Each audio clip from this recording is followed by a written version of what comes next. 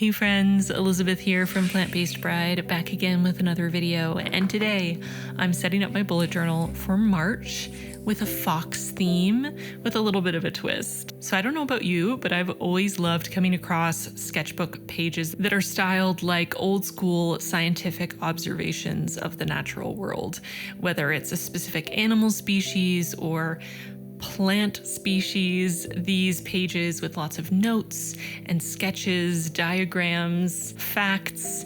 I just find them so charming and interesting to look at, and I've saved a couple of them over the years on Pinterest, some examples that I've come back to over and over again thinking they would make a really cool bullet journal theme, but never really feeling up to the task. But this month I decided it would be really fun to give it a try, so that is what I'm going for. I'm creating two separate pages that are modeled after scientific notations and sketches. Like I went out and observed foxes for a while and tried to notate everything I learned. So starting with the first spread here, I'm gonna do the cover page on the left and the calendar on the right. So I'm just starting with kind of the basic structure of these spreads to get it out of the way and stamping in the headers as well.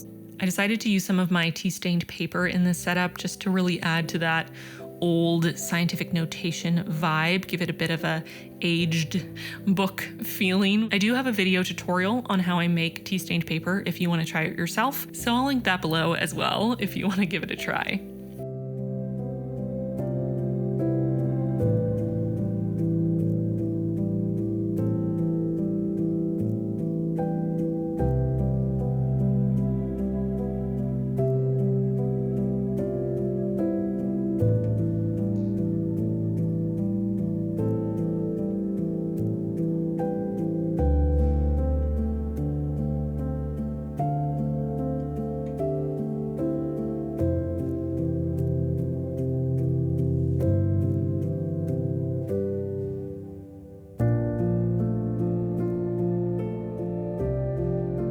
I'm using the Latin scientific name for the species, the red fox, which is Vulpes vulpes. Hopefully I'm pronouncing that correctly. And of course, adding in the headers that I need on my calendar spread as well. So for the cover page, I really wanted to have two different full body drawings of a fox. I wanted one where the fox was either standing or sitting, where you could see maybe front on or a profile, and then one of a fox in action, whether that was running or jumping, maybe from a different angle. And I ended up finding a bunch of different reference photos of foxes in a bunch of different poses and sketches of foxes in a million different positions, and ended up picking these two, which I feel complement each other well. So in the background, I have a fox leaping over something from a back diagonal angle, and then in the foreground I have a fox sitting calmly looking into the distance with a bit of a profile view. And my plan going into this was to start with all of the line work to get everything sketched in, get all the information written down, and then to add just a little bit of color, just some splashes of color here and there. And I wanted one of the two foxes to be in color, the one in the foreground, and then for the one in the background to just be sketched in. So I'm starting with all that line work. I'm using my Secura Micron pens because they are archival ink and they hold up really well with watercolor being added on top. And I pretty much exclusively used my 003 nib, which is the finest nib I have. Just went over certain details a couple times if I wanted them to be a bit darker and to really stand out on the page.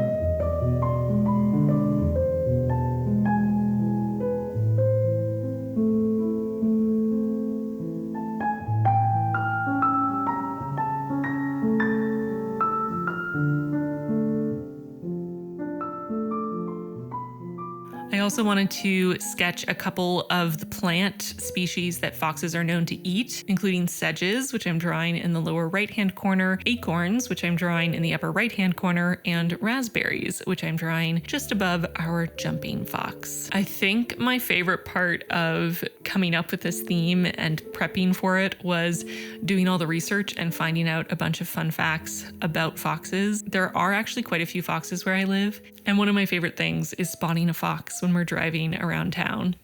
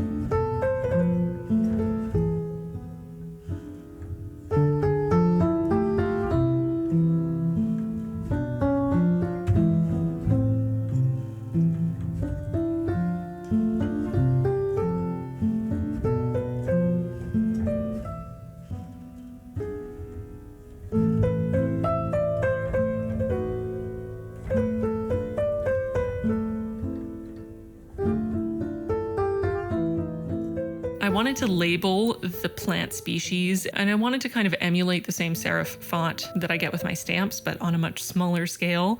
And then for all of the actual text, just the information that I'm adding, I decided to use my regular kind of messy, mixed between print and cursive handwriting to make it feel a little bit more authentic. Like they're notes I could have quickly jotted down while sitting on the edge of a forest observing the local fox population.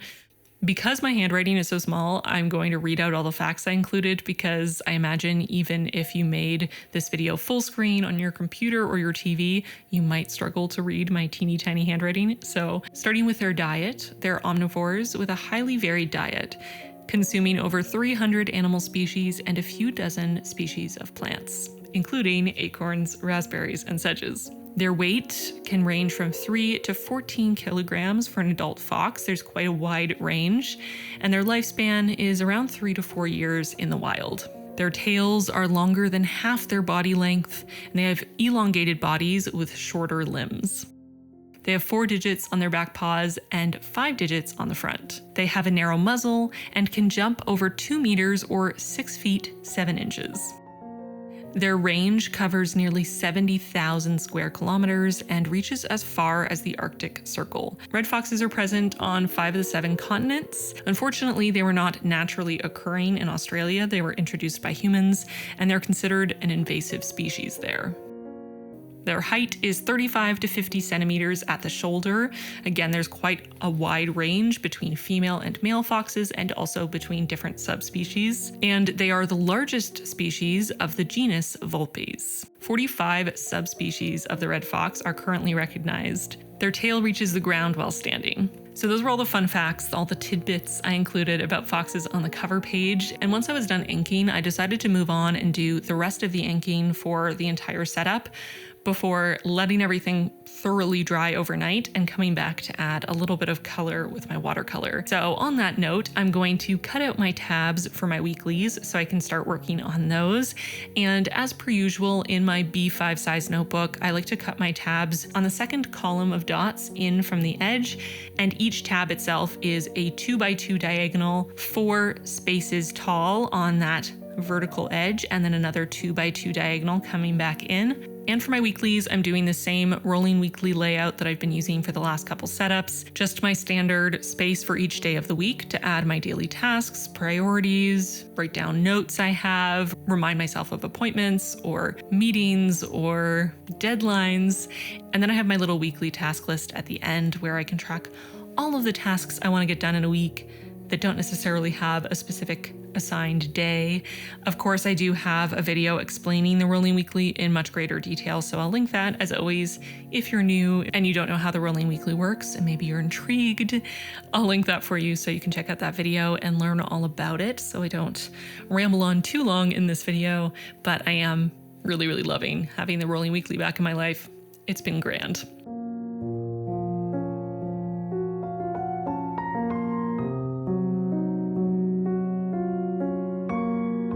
I decided to make little tab covers out of my tea stained paper. For this, I just sketch out the shape of the tab and flip it on the short straight end and cut out that mirrored shape so I can fold it over and glue it down on top of the tab. Hopefully that makes sense.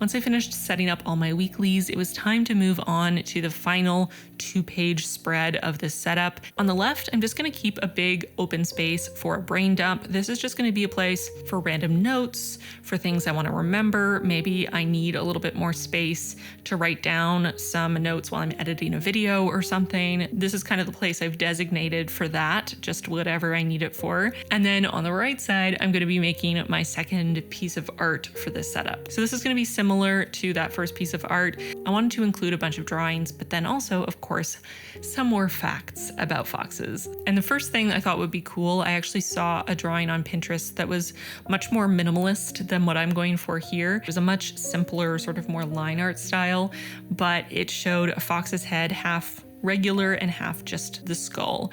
And I thought that looked really cool, especially for this scientific observation sketchbook style. So I wanted to include that here. I'm also going to be drawing another view of a fox's skull from the side in that lower left-hand corner.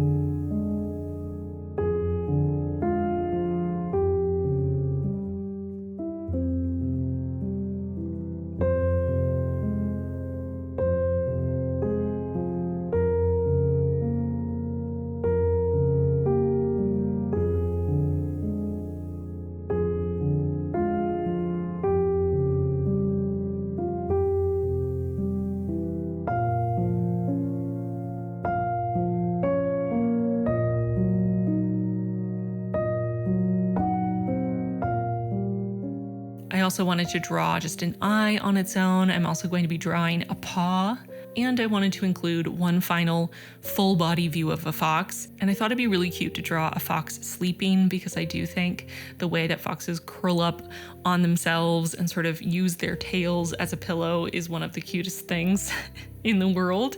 It reminds me of how Chewy, my floofy cat, sleeps, because he also has a very floofy long tail. He'll kind of tuck his tail under and hug it like a stuffed animal or use it as a pillow, and it's just the sweetest thing in the world. So I felt like I had to include an adorable sleeping fox.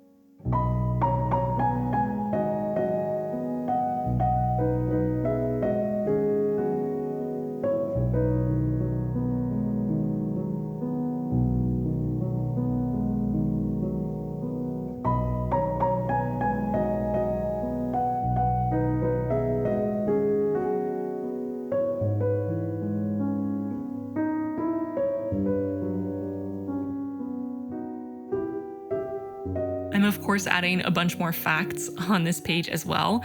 So starting around my skull here in the lower left-hand corner, I added a note that they have a small brain case, and then underneath, sexual dimorphism in both size and proportion, because foxes in general have quite a bit of sexual dimorphism between female and male foxes, but apparently there are quite distinct differences in their skulls. I also added a bunch of notes on their reproduction. The peak time for births is mid-March. The average litter size is 4 to 5 kits to as many as 13, which is wild. They're largely monogamous. The kits are born blind, deaf, and toothless, with dark brown fur that lightens over time, and mothers remain with their kits for 2 to 3 weeks. I added a note next to the sketch of the paw that says hind paws lack dew claws. I also added some notes on fox communication. They have a wide vocal range spanning 5 octaves. Adults have 12 different sounds and kits have 8. And they also have extensive body language that consists mostly of ear and tail movements as well as posture. Around the sleeping fox, I wrote sleep up to 10 hours a day and dense, soft, and silky fur. I wanted to add the threats to wild fox populations, which are wolves, large cats, some large bird species, and humans, both because of the fur trade, but also because of environmental destruction. Around the drawing of the eye, I added the note that they have binocular vision and that their sight reacts mainly to movement. Can hear the squeaking of mice from 100 meters away. Acute hearing, narrow and elongated skull.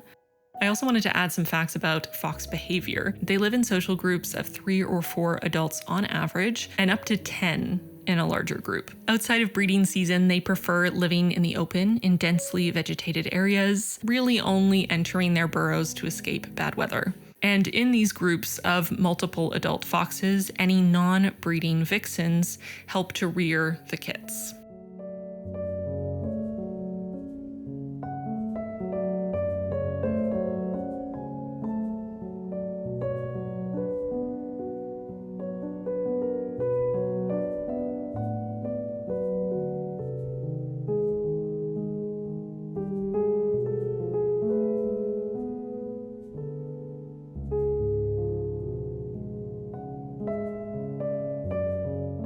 Once I finished inking everything and left all of that ink to dry overnight to make sure it was well and truly set, it was time to add my color. So I grabbed my watercolor from Winsor & Newton. As always, I'll list the specific colors, the specific supplies I'm using in the description box if you're curious. Like I said, I wanted the fox in the foreground to be in full color, so I'm starting by painting their body orange, and I am trying to get a little bit of variety in the tones. I want some lighter areas, some darker areas to give a bit more dimension. So really all the edges of where, a leg attaches to a body, or the edges of a tail, or underneath sort of more full areas of fur, I'm trying to make darker, whereas some other areas are a little bit lighter.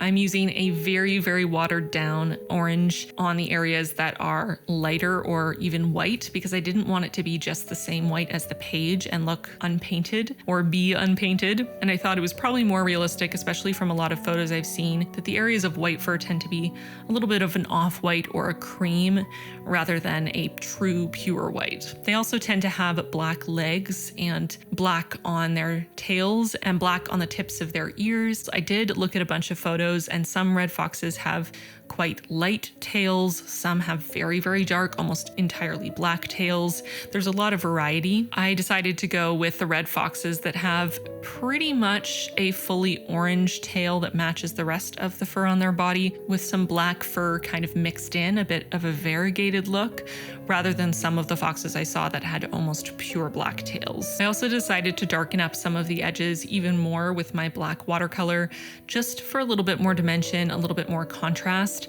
I did realize as I came back to paint the next day that on the second piece of art, I had been a little bit more heavy-handed with my line work. There was quite a bit more contrast than in the art that I did on my first drawing here. So I decided to darken up some of those lines and add a bit more of that contrast on my cover page so that they would hopefully match a little bit better.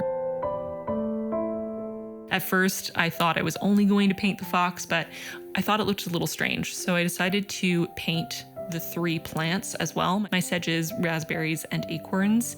So I decided to start with the green on all 3 of these, and I tried to create 3 different greens. So I started with a very light, warm, yellowy green on the sedges. I used a much more blue-toned sort of forest green for the leaves on the raspberries, and then a deeper, almost olive green for the acorns.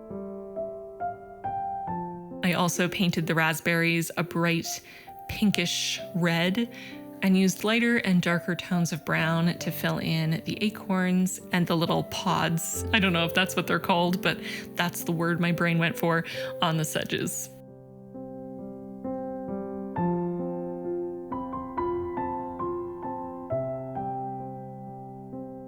Here you can see I'm going back in to darken up quite a few of the edges just using my black watercolor and a really fine tipped brush. I'm also adding some darker details to the sketched jumping fox in the background, especially making their legs dark since red foxes do have black legs. And I just felt like in the sketch, the legs looked too light. I'm just doing this to try to make these drawings fit a little better with the drawings I did on the other page, since I did have a much heavier hand on those drawings and they had a lot more contrast, a lot more punch. They jumped off the page a little bit more, and I wanted everything to look a little more cohesive. I also decided to go over all the details of my plant sketches as well for the same reason, just to add a little bit more contrast and make everything fit together a little bit better. One thing that I think is really cool about foxes is that they live in so many different places in the world. So I imagine most of you, no matter where you live in the world, likely live in a place where red foxes exist, which is really cool. So I would love to know, let me know in the comments if you've ever seen a fox in real life, if foxes live where you are. I'd also love to hear any cool stories you have about coming across foxes, if you've ever had an interesting experience, if you've ever seen a little baby out in the wild. What? What? I've only ever seen lone adult foxes running on the side of the road or something. So I'd love to hear your cool stories if you have any.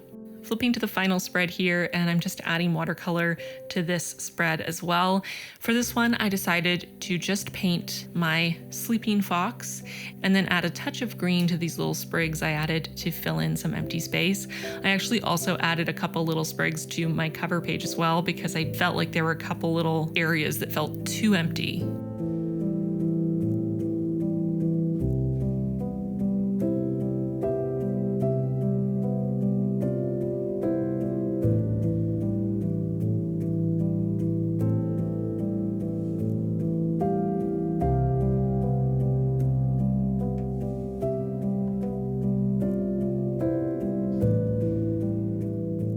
So that brings us to the end of the setup. I'll do a little flip through so you can see all the spreads and how they turned out. My weeklies are super straightforward, super simple, just how I like them.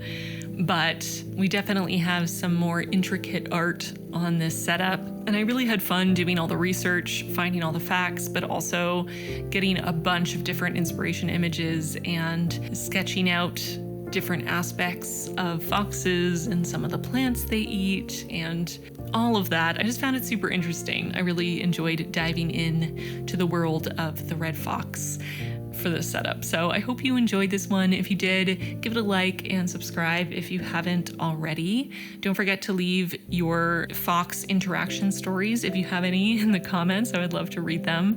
Thank you as always to my patrons for your support. Look out for printables of the art in this setup. I'll be sharing those as soon as I'm done scanning them and fixing them up to look all nice. If you at home want printables from this setup or past setups, feel free to join us over on Patreon. We'd love to have you. There's a link in the description box. And with that, I'm going to get going. Thanks so much for watching, and I'll see you really, really soon in my next one. Bye, friends.